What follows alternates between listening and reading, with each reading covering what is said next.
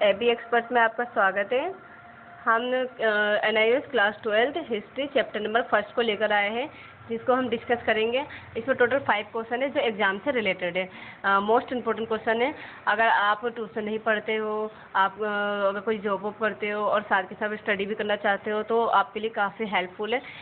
माने कि पूरे एग्जाम सॉल्व नहीं कर पाओगे, पर एग्जाम में कुछ इंपॉर्टेंट क्वेश्चन तो कर पाओगे ना। इस क्वेश्चन को पढ़ने, ये ना बुक के निचोड़ है टाइप से।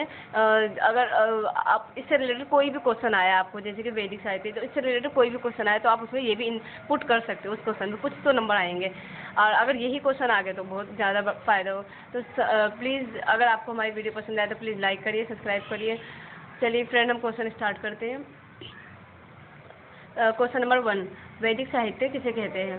भारत की अधिकतम प्राचीन रचनाएं जो धर्म से जुड़ी हुई है उन्हें वैदिक साहित्य कहा जाता है, जैसे वेद, पुराण, आरण्यक, सूत्र इत्यादि। लेकिन जो वेद है वो वैदिक साहित्य का सबसे बड़ा अंग है। समझ गए फ्रेंड? इजी क्वेश्चन है बहुत ज़्यादा। तो भारत की जितनी भी प्राचीन रचनाएं रची गई थी, जो भी धर्म से संबंधित हो, उन्हें ना वैदिक साहित्य कहा जाता है।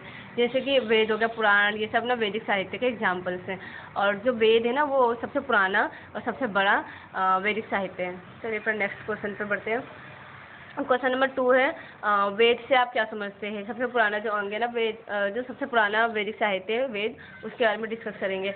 वेद से आप क्या समझते हैं? वेद ना प्राचीन भारत में सबसे पुराने ग्रंथ हैं, जो ना संख्या में टोटल 4 है। ऋग्वेद, यजुर्वेद, सामवेद और अथर्ववेद। इन्हें ना संहिता भी कहा जाता है। यह ज्ञान का बहुमूल्य भंडार है। और इनका जो रचना काल है वो 1500 से लेकर 500 ईसा पूर्व तक माना जाता है। वेदों की संख्या 4 है, आपको पता ही है। और इनकी जो रचना काल क्या है, 1500 से लेकर 500 ईसा पूर्व तक माना जाता है। और इन्हें संहिता भी कहा जाता है। ये सब शॉर्ट क्वेश्चन में आ सकते हैं, इसलिए इस पे एक एक पॉइंट पे ध्यान देना प्लीज़ फ्रेंड्स। अर्थशास्त्र की रचना किसने की? अर्थशास्त्र एक पुस्तक है।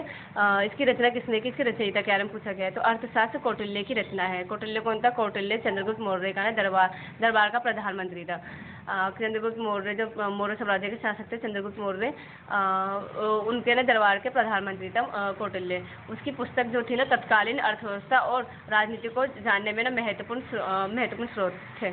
यानी कि जो उनकी जो पुस्तक थी, यानी कि कौटिल्य की पुस्तक क्या थी? अर्थशास्त्र। और अर्थशास्त्र हमें क्या समझने को मिलता था, क्या सहायता मिलती थी? तो उस समय, तत्कालीन का मतलब होता है उस समय की अर्थव्यवस्था और राजनीति के बारे में जानने में काफ़ी योगदान है, काफ़ी महत्वपूर्ण स्रोत था ये अर्थशास्त्र।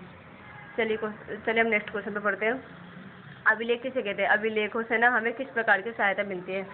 अभिलेख पत्थर, धातु, पकी हुई मिट्टी आदि जैसी सख्त सतह पर खुरचकर उकेरी गई लिखावट को ना अभिलेख कहा जाता है। जो पत्थर, धातु या पकी हुई मिट्टी जैसी सख्त सतह पर, तो यानी कि कठोर सतह पर खुरचकर उकेरी गई लिखावट को ना अभिलेख कहा जाता है। भारतीय अभिलेख में ना प्राचीन भारतीय इतिहास के ज्ञान को प्राप्त करने में ना विशेष सहायता प्रदान की। यानी कि जो भारतीय अभिलेख है ना, उसने हमारी काफ़ी सहायता प्रदान की है। क्या चीज़ में? भारतीय इतिहास को जानने में इसमें ना काफ़ी सहायता प्रदान किया अभिलेखों ने। इन अभिलेखों की जो दी गई तिथि होती है ना, वो इतिहास के कड़ियों को जोड़ने में काफ़ी बड़ी सहायता सिद्ध हुई है। चलिए फ्रेंड, नेक्स्ट क्वेश्चन नंबर 5 है, लास्ट है। शिलालेख लिखवाने में ना सबसे पहला नाम किसका है, और ना वह किस भाषा में लिखा गया था? जो शिलालेख, अब देखो फ्रेंड, आप कंफ्यूज हो, शिलालेख और अभिलेख में क्या फ़र्क है? तो अभिलेख सिंपल, जो शिलालेख है वो अभिलेख हुई है, क्योंकि जो अभिलेख है ना वो ना किसी भी धातु, पत्थर, धातु या कोई भी पकी हुई ईंट, मिट्टी, उस पर कठोर सतह पर, कठोर में सख्त में कठोर, इन पे खुरच कर उकेरी गई लिखावट को अभिलेख कहा जाता है। और जो शिलालेख होती है वो सिर्फ पत्थर होता है, क्योंकि सील का मतलब पत्थर होता है। तो शिलालेख, सेल्स का मतलब पत्थर होता है, आपने पढ़ाई होगा। तो जो शिलालेख लिखवाने में ना सबसे पहला नाम जो है वो सम्राट अशोक का है। अशोक के जो अधिकतम अभिलेख है ना वो ब्राह्मणी और खरोष्ठी लिपि में लिखे गए हैं। और खरोष्ठी लिपि को पढ़ने में सबसे पहले सफलता प्राप्त करने वाले जो थे वो जेम्स प्रिंसेप थे। अशोक तथा गुप्त शासकों के लेख अति महत्वपूर्ण है। अशोक के और गुप्त शासकों के जो लेख है ना वो अति महत्वपूर्ण है। फ्रेंड, आपको हमारी वीडियो पसंद आया तो प्लीज़ लाइक करना, सब्सक्राइब करना, और उन तक पहुंचाइएगा जिसको ज़रूरत है, जो जॉब करते हैं, जिसको टाइम नहीं मिल पाता ट्यूशन पढ़ने का, उन तक पहुंचाना, कुछ तो हेल्प होगी प्लीज़।